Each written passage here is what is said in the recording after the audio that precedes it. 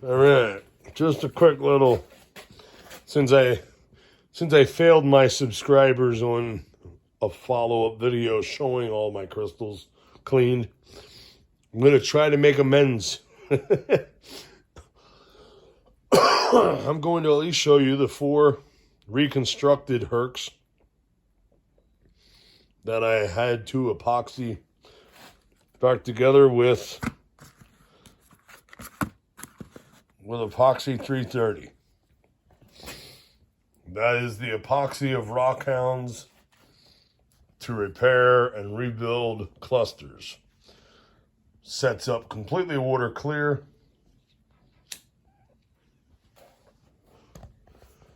Apparently it's not supposed to discolor. But here we have, that was a 2-piece.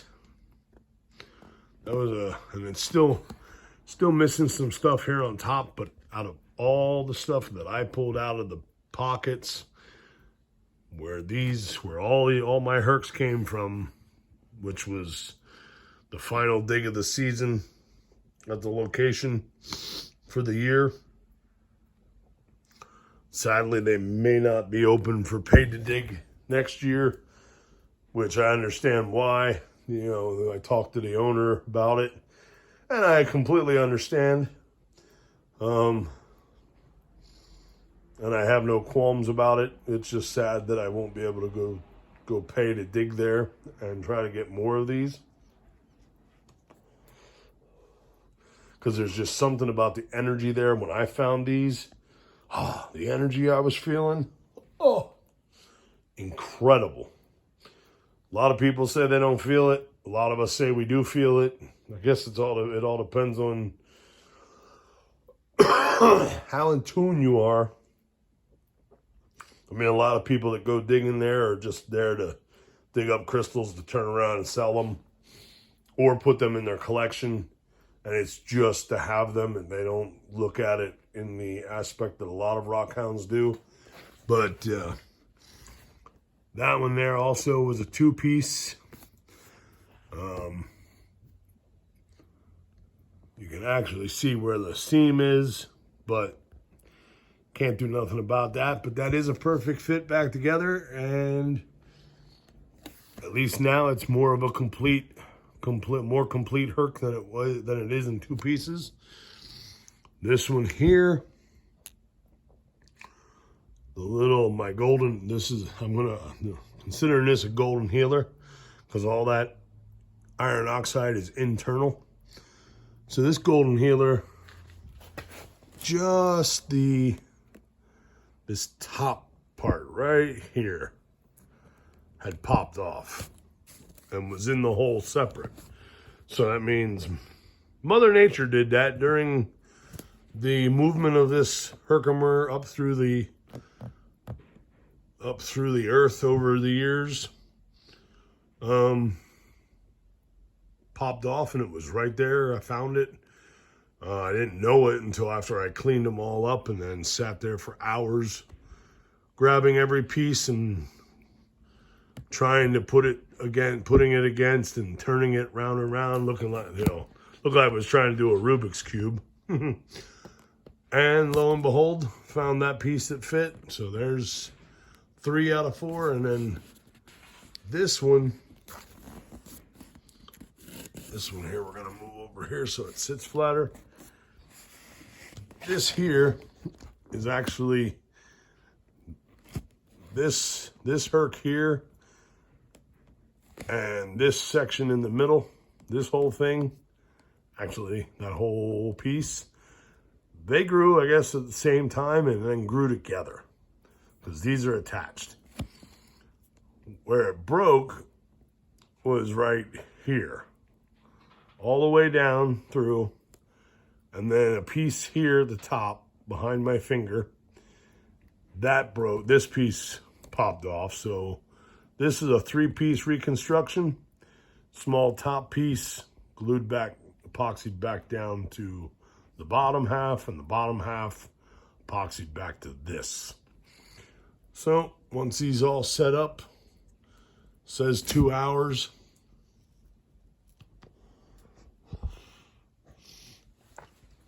then those will be ready to go along.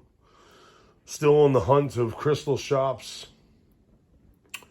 I did have a friend of mine that gave me some info on a place in Jersey that would probably buy everything that I ever get that I want to sell, to go towards my early retirement travel fund for the van life.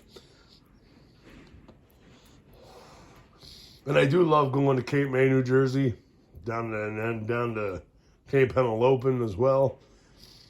But I would rather find somewhere right here local at the moment. So I did a little more looking and found that there is a couple metaphysical rock crystal shops here in my very local area that I'm going to check with here today. Because it's now Saturday and I think I'm going to go without sleep. Because I have a lot of different stuff I got to try to get done this weekend.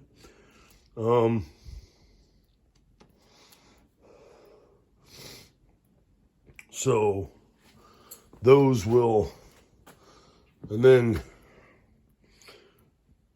also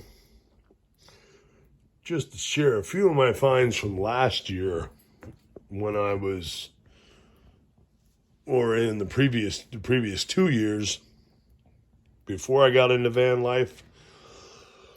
A few pieces that I kept that didn't get sold with my collection.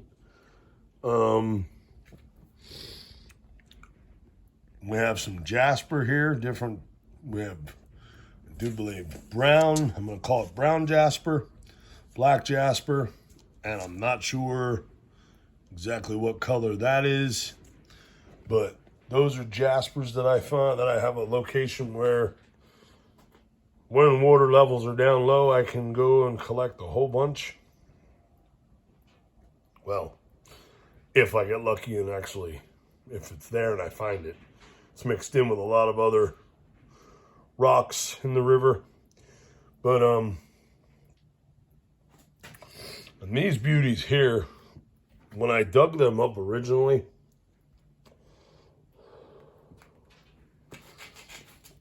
when I got home,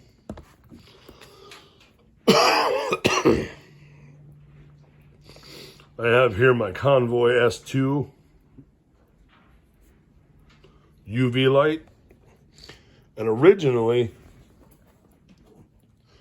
because these, I had written reaction to UV light, which, where did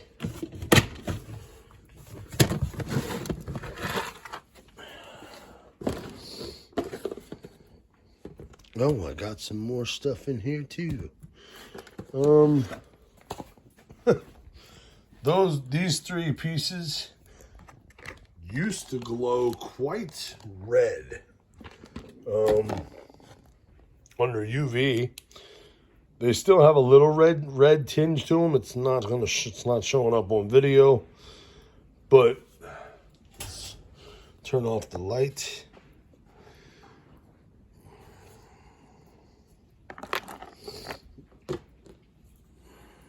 Yeah, they're not glowing the color they used to. And I do. We've got a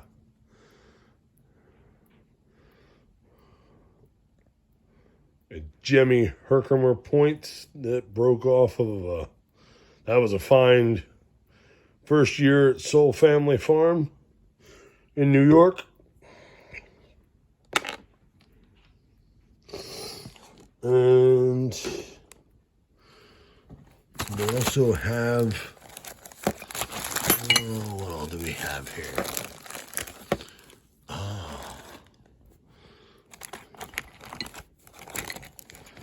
We have some Devil's Dice. Come on, focus.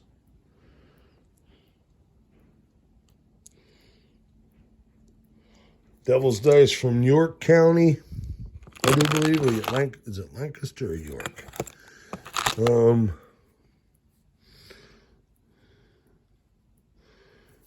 There's a nice Pennsylvania quartz crystal with multiples all grown together. Look at that, I got money in here. Huh, I got money. Oh yes. Another New York find. These are horn coral fossils.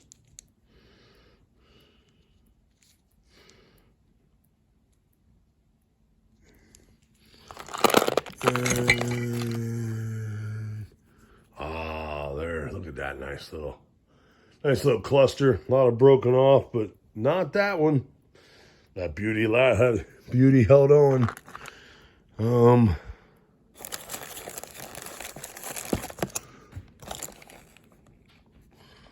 really sure why I kept that piece. What do we got here? Oh, there's some more Pennsylvania quartz points.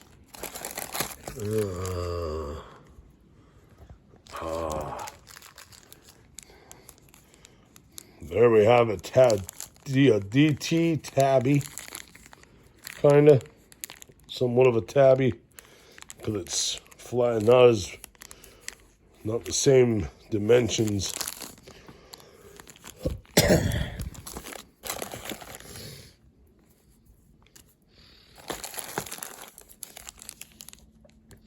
Some more points. I kept a few things out of my collection. And there's some more points. Here we go. There's another little cluster with iron oxide in. I do believe that's all inside. So therefore, more golden healer.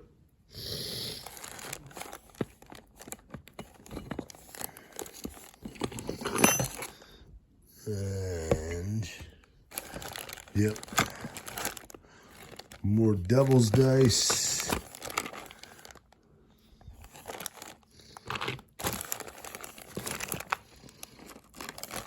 Yep, lots of that's all my Devil's Dice I kept.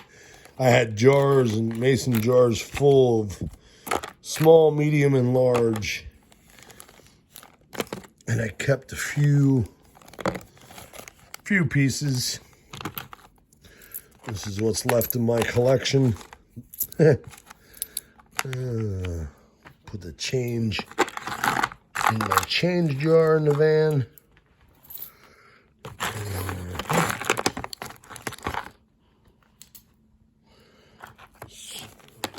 Here's more. And then we have here, is that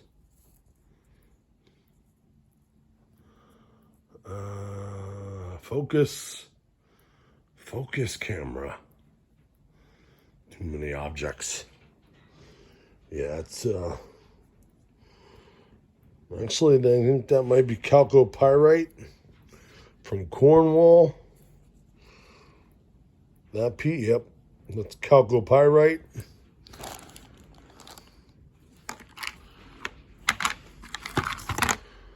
The infamous 10mm wrench. That's like a find in itself right there. And I actually did find that out digging crystals. Came upon a very old abandoned building that was, I'm sure, was getting ready to be torn down.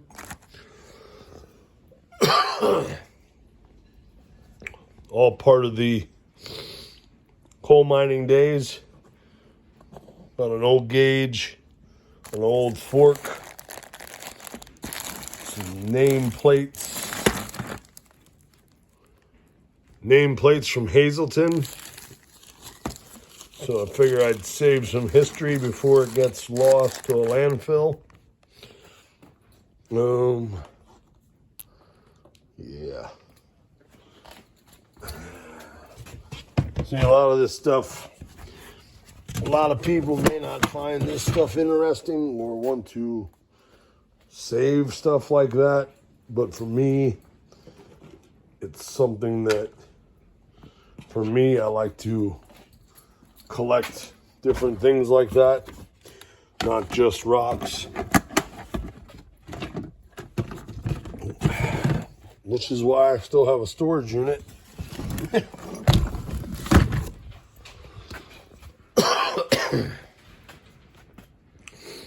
But yeah, and then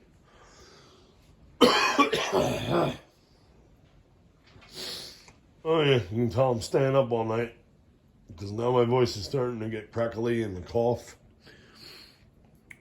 There we got my future solar shower for when I'm out digging and get dirty. I'll be able to clean myself off and change into clean clothes before I drive away in my home. 9 months ago or so, six months ago, when I got those pieces, I priced everything else to put it together. Just the pieces to put all that pipe together at Lowe's was $200 to $300, closer to $300 for elbows, tees,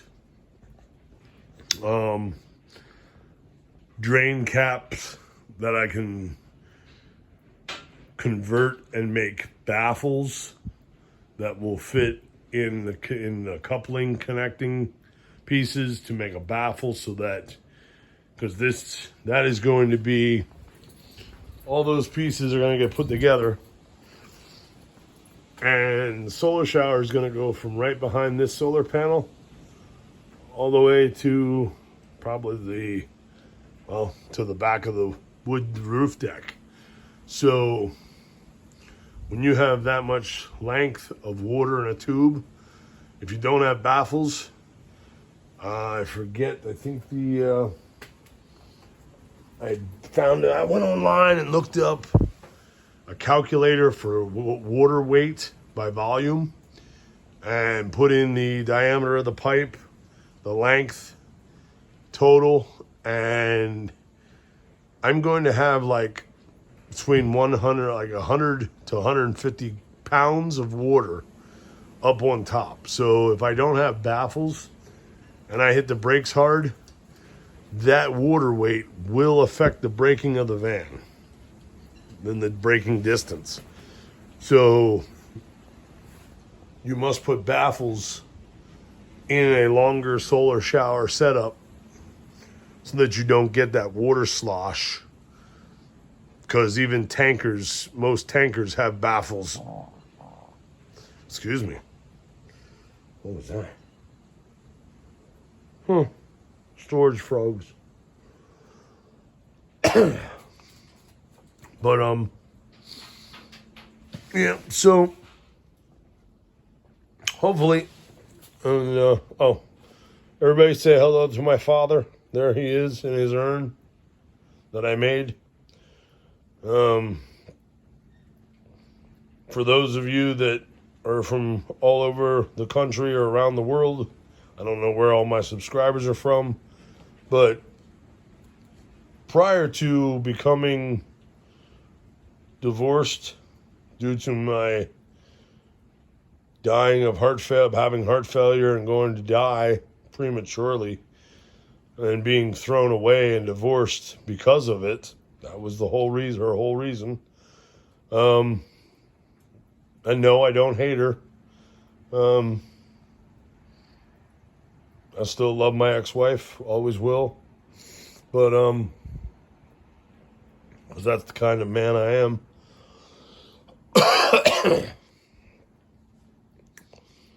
But when I was married and had a 2-car garage workshop, I used to do all kinds of things. I did repurposing, and I did wood turning on a lathe. Used to make bowls and containers and wine bottle stoppers with, wine bottle stopper with a wood topper design on it. Had a whole bunch of stuff I was going to make and try to sell, just as like, oddity stuff. And of course, when I got told that I was being divorced, well, it was her house, so I had no choice but to leave.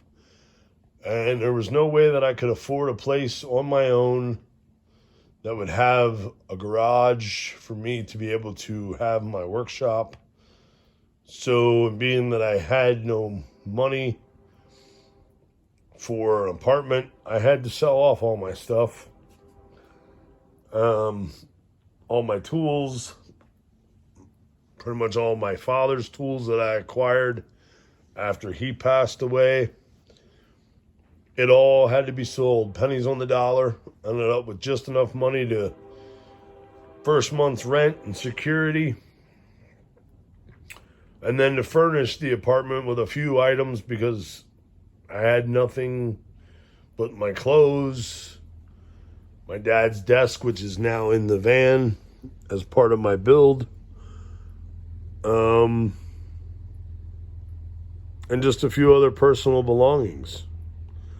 And so everything else had to be sold so that I could get my own place and get out of her house, because it was very uncomfortable staying there. Because when she decided to divorce me, my stepchildren seemed to divorce me too.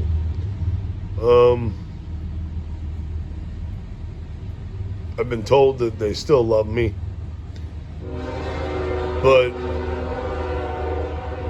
and I still love them. I love them as my own. I love my stepchildren as much as I love my biological daughter. And every day I hope and pray to the universe that they stay safe. And as they're becoming adults now, I hope that they find their path in life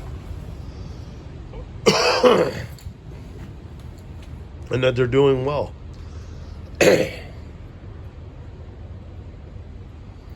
But, yeah, so maybe someday I might actually sit down and maybe do a whole video on my whole life. I don't know if anybody really cares or wants to know about my entire life and everything I've been through.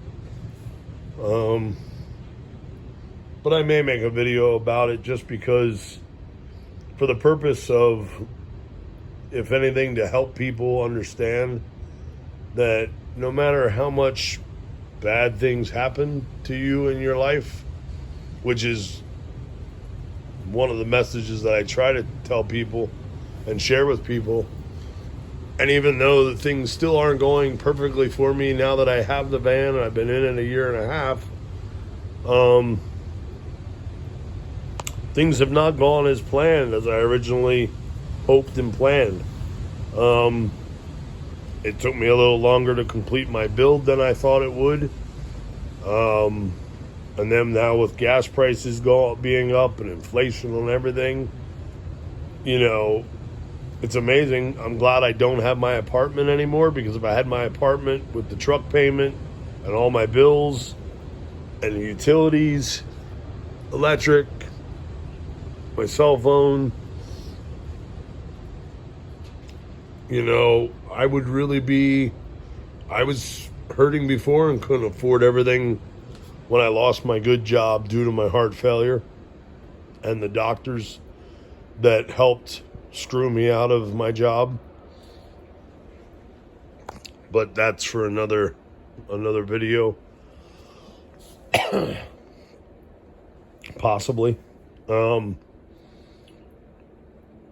was having a hard enough time paying everything, I couldn't afford to pay everything.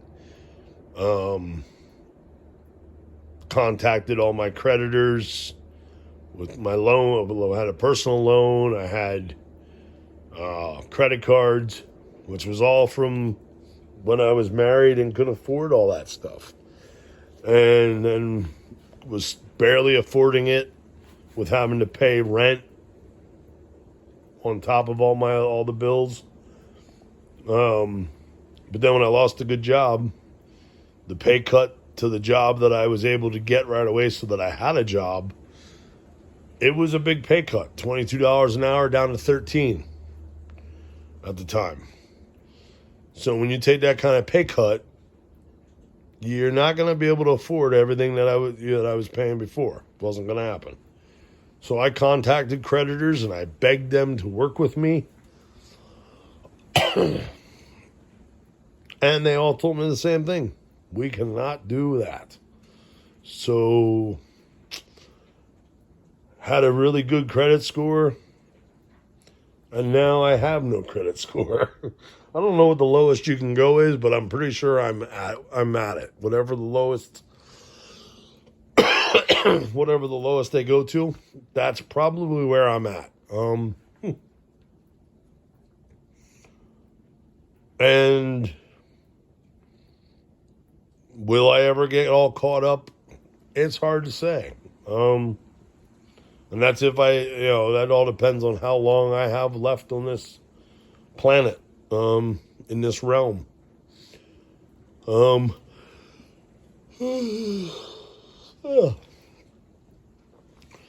that's to be seen. We will, that's for me to figure out later on my own. But, yeah. So that's a little backstory on me for people that don't know. And yet I'm still pushing every day, pushing forward, going to my job, which isn't an easy job. There's a lot of things about my job that really are not good for my condition and my status of health. That does not jive very well, but it's a half decent hourly paycheck, so I just push through every day and hoping that somewhere, somehow, some way, the goals that I had set for myself and Mona Van Lisa, that we will accomplish those goals. We keep pushing forward towards it every day. I really should take it. I should try to take a nap, but I'd be afraid if I go to sleep, I won't wake up. Normally, I will turn off my alarm in my sleep and not even know it. And then I'll wake up in the middle of the afternoon and go, oh, I just slept the day away. So I guess I'm just going to stay up. I think I do have some Monster Javas in there I can drink. Plus I got to take my heart meds. Can't forget my heart meds. Got to take those.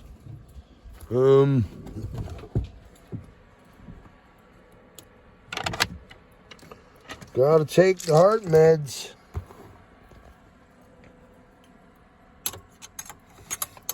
I need a bigger piece. Scrap piece from work. Makes a good spoon and fork and knife holder. Here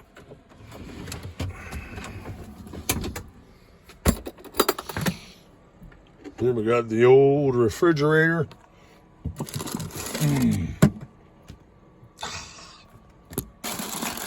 Right now I got both sides set at refrigerator temperatures. I had this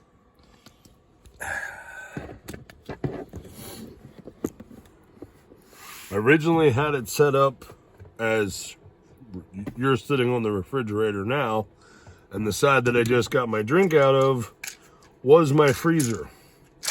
And I had a lot of meat in there. And one day it just decided to go on a defrost type mode.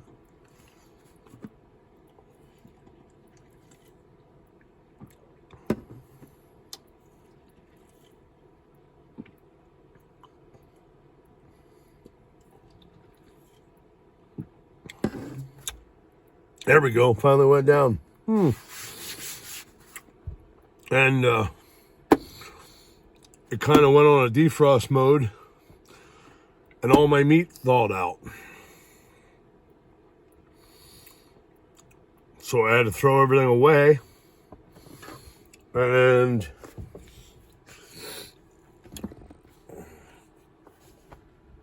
now since then, I haven't had any issues. It works great as a refrigerator.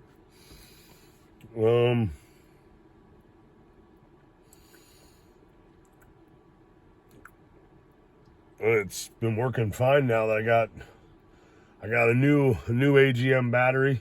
My other two AGM batteries, one actually died, completely quit on me. I figured out which one was the bad one, pulled it out, was running on the other one. It seemed to be fine. And it worked for a few months, and then it decided to crap out. And I know why, because when I started this build, the only charging that I had was off the alternator. So I would flip the switch, and when I was running the van, it would charge the batteries day and night, whenever it was running. Didn't have the money to get the solar. I only got that back in the beginning of this year, January or February. February, I got my solar system from Renogy, put it on, and I was hoping that once I had the solar, with the way that it charges, I was hoping that it would rejuvenate my batteries and keep them good. I didn't realize that I had hurt them so bad. Now in the learning process of van life, I know enough with electrical, 12 volt, even house. I can do house wiring. But there's some things with this stuff that, even though, yes, I've been hooking up stereos my whole life, and almost my whole life, since I was 16. So for 30 years, I've been hooking up stereos and doing lights on vehicles and all kinds of stuff. And everything works great. I know what I'm doing. But when it comes to like some of the fine details and the technical stuff with having house batteries in a vehicle like this, there was things that I didn't understand about the batteries and what happens when you over discharge them. You know, I remember reading all kinds of stuff, watching videos, people saying, no, don't discharge your batteries. AGM can't be discharged past 50%. And at first, all I had in this when I first got, in 30 days, I built it enough to live in it with the bare bones and not all the goodies. I didn't have my MaxxAir roof vent fan. I didn't have the solar. I didn't have all these cabinets. I've added cabinets in the back. I added this cabinet right here. Moved my water jugs front. Made a clothes hamper out of the area where the water jugs used to sit. Added the cabinet. Added that cabinet here for more food storage. And I originally had that cabinet on the bottom. That bottom piece was a little bit taller and had a slanted top with a hinge on it. All my utensils were in there. But then I thought, well, let's utilize the space and make more food storage. So I got food in there. I got a little bit of food in there. I got food in here. Now I got more storage in the back. Had to move my speaker over to that side. I got a speaker up here. Of course, stove is on top of my dad's old desk. refrigerator goes in underneath it on the heavy duty drawer slides. But when I first started, I didn't have a battery monitor. All I had was that panel, and I went by that voltage. Now, I always knew that a 12-volt battery, 12.8 is full charge. I had a boat, and with using the trolling motor, you know, I always went by that voltage, which I was doing with this, and it appeared to me that I was staying at a decent charge. Wasn't draining it down too low. And then all of a sudden, I'd wake up in the morning with the fridge showing me E1 and 10 point some volts. That would be showing 10 point some volts. And I knew, like, that's not a good thing. So, but I didn't realize how bad it was for the batteries.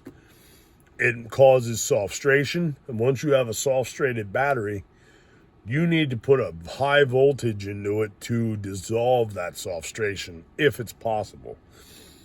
Some batteries get so soft-strated that you are not going to unsoft-strate it, no matter what charge you put to it. Apparently, that was the state of mine. That's why the one went, and then the other one didn't last much longer, but only like 2 months. And I was in the middle of saving up, trying to save up for lithium batteries. And then that's when I realized, and now I was still dealing with the intermittent issues. I had 2 different intermittent issues that would come and go. And I was throwing parts at this thing, trying to fix it, researching, buying parts, doing the work myself, hoping that it would fix it. It would seem like it did, and then all of a sudden the intermittent issue would come back. So, like I said, eventually I figured it out. Last thing I did was the fuel injectors, plugs, and ignition coils, and the input-output speed shaft sensor on the transmission. And now my intermittent issues are gone. So, after doing a little more research, I do believe one of the intermittent issues was a fuel injection issue. The other one could have very well been the input-output, but I never got a check engine light for that. The only thing now left that I think I might have is a slight vacuum leak, so I may have to get some vacuum hoses replaced, or do it myself.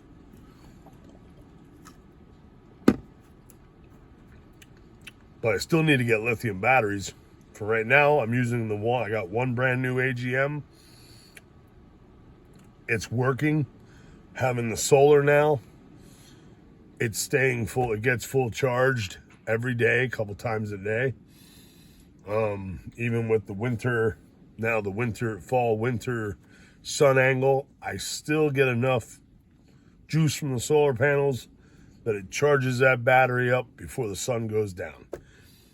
So, of course, I may not have all the settings right in the MPPT charge controller, but I can't find any info on the AGM battery that I bought, like for the company. I can't find anywhere. It didn't come with a list saying, hey, float charge, set it at this, boost charge for this voltage, and all this other stuff. Other battery companies include it. Like on Amazon, there's batteries I've looked at, lithium batteries. They have it in the description. They tell you those settings for those things that I can change in my MPPT charge controller so that the battery functions 100% the right way. This one, I can't find that. So I did find one for an AGM battery. I went off of that, hoping AGM to AGM, they should be similar, close. So we'll see how long this battery lasts. It should last a lot longer than the first two. But yeah, so, and of course, and at first when I moved into this, it was warm, so I didn't worry about the diesel heater. I wanted a Webasto gasoline heater that I could tap into my gas tank. And then when I went to finally go buy one, the price had jumped so insanely that I was like, I cannot afford $1,200 for a gasoline heater. Now, the last time I saw one available online, they were $1,600. And they used to be only like $300 to $600. So I ended up getting a cheap Chinese diesel heater from Happy Buy, advertised as an 8 kilowatt per some internet. I could be mean and call them names, but I won't. But dude on a van life on the van life page on Facebook that I'm on wanted to argue with me that my heater is a 5 kilowatt, that the fuel pumps that come with these are only 22 milliliter pumps. You cannot, and apparently some Irish dude or Scottish dude made a YouTube video. He put the link in there for me to see it. I remember watching it before that. And then he was explaining that you cannot get 8 kilowatts out of the heater because it doesn't have big enough fuel pump, and blah, blah, blah, blah, blah, blah, blah, blah, blah. Whatever. I don't care. I know that this heater on the lowest H1 setting will warm this van up to 24 to 25 degrees Celsius, which is mid 70s.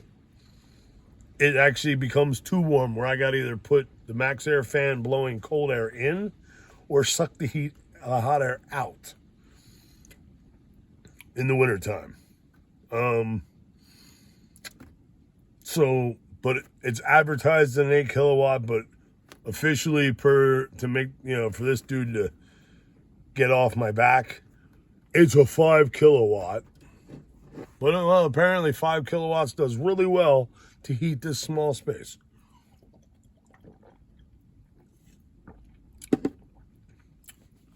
Which the heater is underneath my passenger seat. I do have the video back farther on my YouTube with the diesel heater install. Fuel tank is attached to in the footwell on the side of the seat. I would like to move the diesel tank back in under here.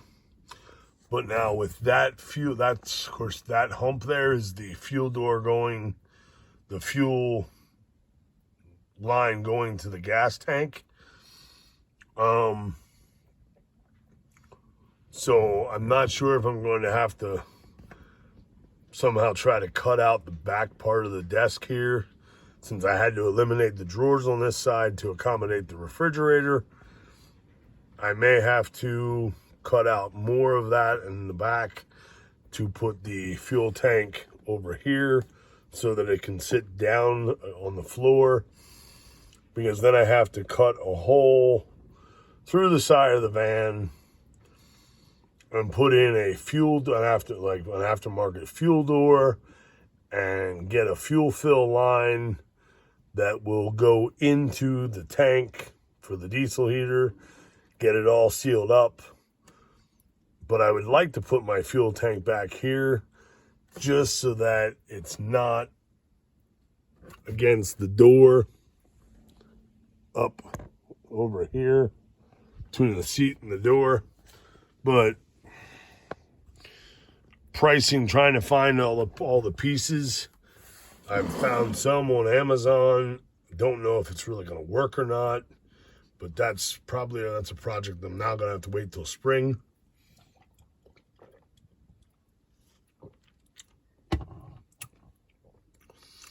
Because as of right now, I'm wearing a t-shirt with no hoodie, but by tomorrow night, we're going to feel more like winter temperatures here in Pennsylvania again.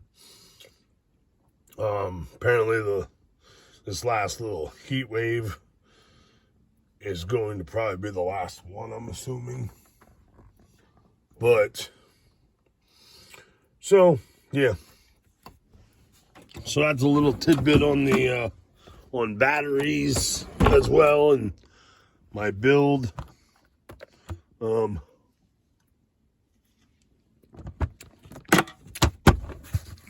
Eventually, at some point, hopefully, I did have a van tour done by Paul for Chrome and Van City Van Life. Oh, look, it's getting daylight already. I guess I'm not going to sleep.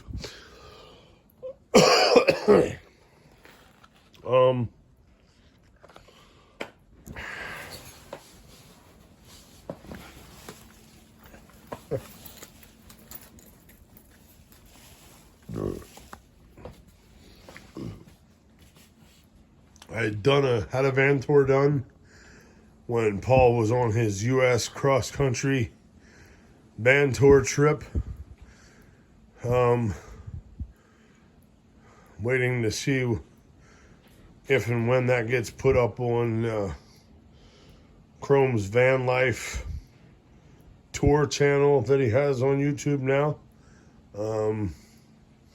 Unfortunately, I've made a lot of additional changes to the van since. I've added more, like I said, I added more cabinets. So I made some changes. And of course, so the van tour video will not show everything that I've done to it now. I didn't have the ladder on the side. I didn't have the back half of the roof deck. I think I only had the front half of the roof deck because I had the solar by then. Or did I have the solar?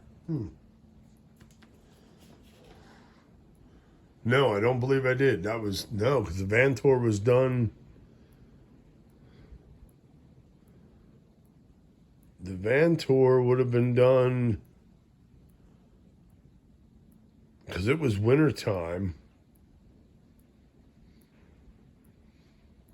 At least out in the upper north, in the Midwest, the upper north was still getting a lot of snow, which is why Paul actually made the trip across the southern part of the U.S. to the southeast and then came up and was able to do my van tour.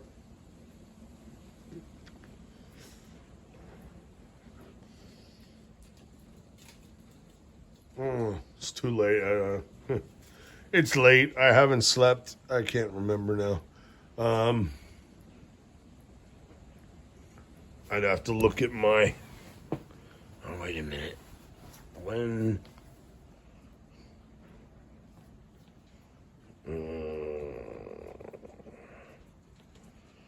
Go to my emails.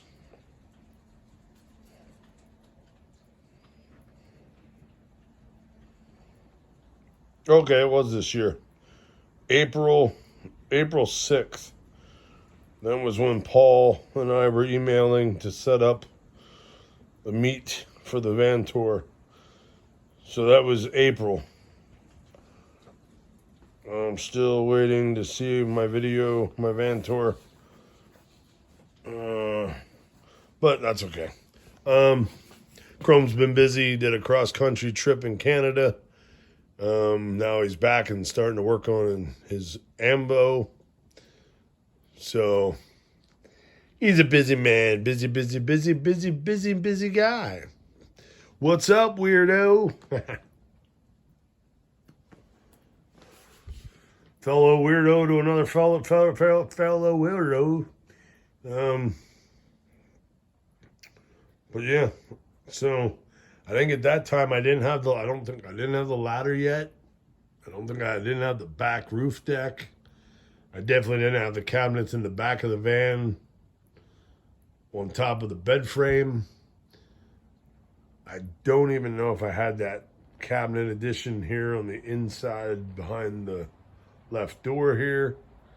I definitely didn't have the cabinet next to the stove up on top that goes to the ceiling.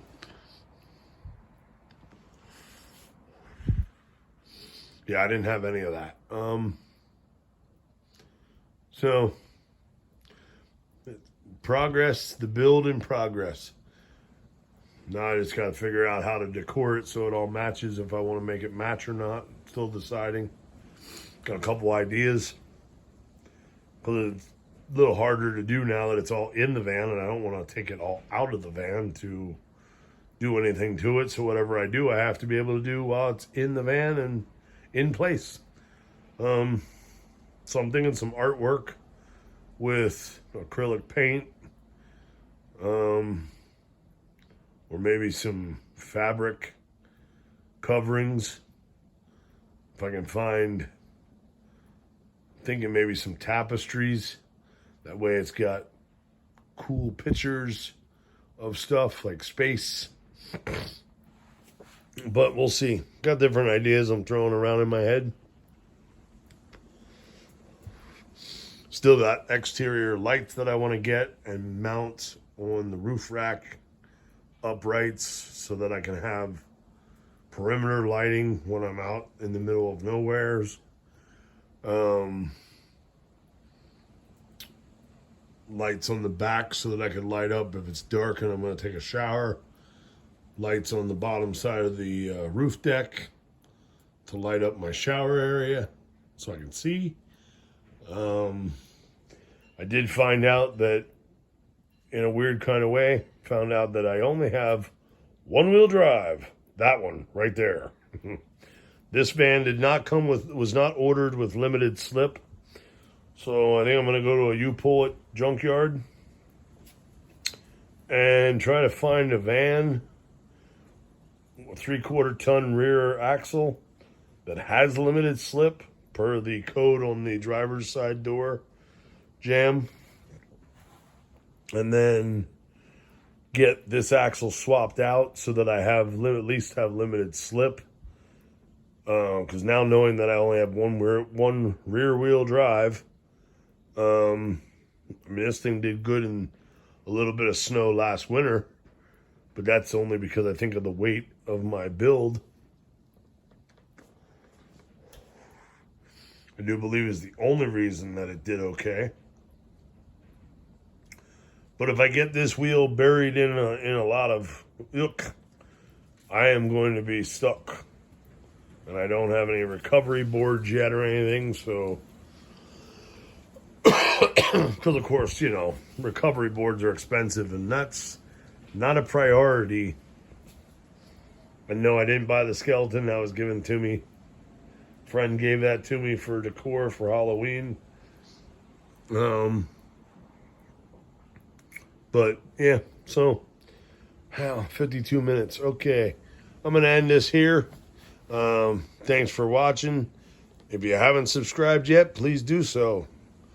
Don't feel that you have to hit the notification buttons. That way, if my long, drawn-out videos of multiple topics is not your daily thing or your thing that you want to watch all the time, that's fine. I'm okay with that. I don't blame you. I can probably be boring at sometimes, but also have some funny moments. So, if you want to skip around in a video, just know that you may miss some comedy, or you may miss some deep conversation, deep thoughts, or you might just miss out on me babbling. So it could be a win for you, or it could be a loss.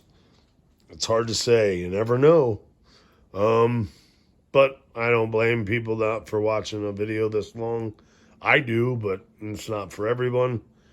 But, yeah, so, and feel free to hit the like just because it's free to do so. And even though I'm not making any money off of this yet because I don't have 1,000 subscribers, I probably have the viewed hours by now, maybe. So if you hit that like, I don't know if that's going to let YouTube know anything yet. They probably don't care because I don't have enough subscribers to be monetized. So, but hey, hit the like button anyway. It makes me feel good to know that people are watching. I mean, I see it by the views, but, you know, hit the like. It'll make me feel good. It'll help me feel better. In turn, maybe it'll help me learn a little bit better of video making. I am planning on trying to start doing some more topic stuff, or direct, maybe even shorter videos with just certain things. This was like my third attempt already this morning on this video, and I got to the same point every time and deleted it. Now I've done it again, but I'm going to post this one. So if you made it to the end here, thank you. And but I will work on trying to make some more shorter videos that are on just like one topic, one thing. That is in my plans for future as I'm learning here of the YouTube, learning the YouTubeage. So, like I said, I appreciate you subscribing if you have. If you haven't, please do. Help me out. Let's get to 1,000 subscribers so I can monetize. I won't make a lot, but a little something, a little bit of money from Google ad revenue just to go in my gas tank, or a little ad revenue money to help finish off the van so that I can start saving up towards my early retirement within a year or so or less. And let me get out of this state and go west, go south, something. Thinking west. I want to go west. A lot of stuff out west I want to see. That's like a priority on my to-go list. I'm gonna get my passport and maybe get up to BC, Canada. Go check out British Columbia, a little backcountry living for a little bit, Vancouver Island. Maybe get to meet Chrome and shake his hand, because he was the inspiration that made me realize that I really wanted to do this and that it was possible. So I would like to meet him in person and shake his hand, buy him a beer.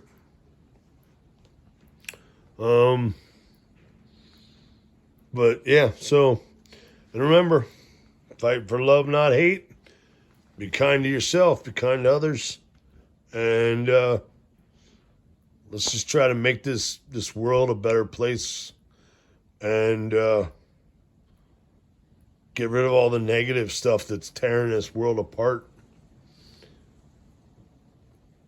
If we all stick together, we can try to do that. So I'll catch you all later. Thank you for watching.